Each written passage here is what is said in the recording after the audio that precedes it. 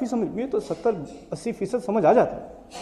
میں نے بہت لوگوں سے سنا ہے، خاص کر اردو بولنے والوں سے، کہ ہمیں تو قرآن بہت اچھی طرح سمجھ آتا ہے ماشاءاللہ، اس میں تو ہماری اتنی مشکل ہے نہیں ہمارے لیے۔ میں آپ کو ایک بات بتاؤں، اردو اور عربی میں زمین آسمان کا فرق ہے، یہاں تک کہ الفاظ کے معنوں میں زمین آسمان کا فرق ہے۔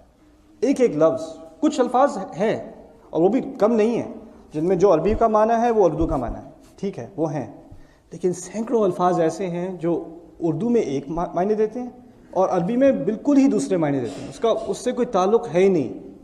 تو آپ قرآن سمجھ رہے ہیں، قرآن پڑھ رہے ہیں، سن رہے ہیں، اور اس میں آپ نے وہ لفظ سنا جو آپ نے کبھی اردو میں بھی سنا ہوا ہے، اور آپ سمجھے کہ یہ تو مجھے سمجھ آ گیا، سمجھ نہیں آیا۔ جیسے میں آپ کو مثال دیتا ہوں، هل جزاء الاحسان الا الاحسان فبأي آلاء ربكما تكذبان۔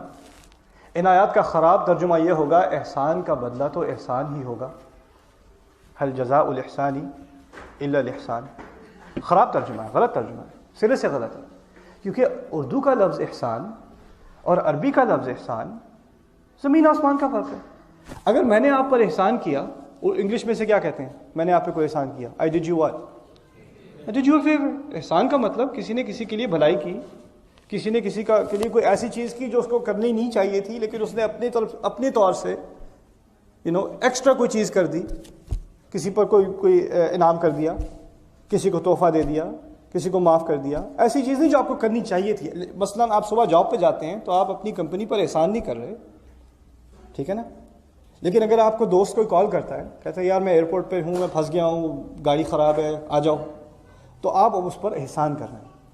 عربی کا لفظ احسان اس وقت استعمال ہوتا ہے جب انسان اپنی بہترین کوشش کسی کام میں لگا دے، یعنی میں نے جو کر سکتا تھا میں نے کیا، اس سے زیادہ مجھ میں محنت کی صلاحیت تھی ہی نہیں، تب کہتے ہیں کہ میں نے احسان کیا ہے۔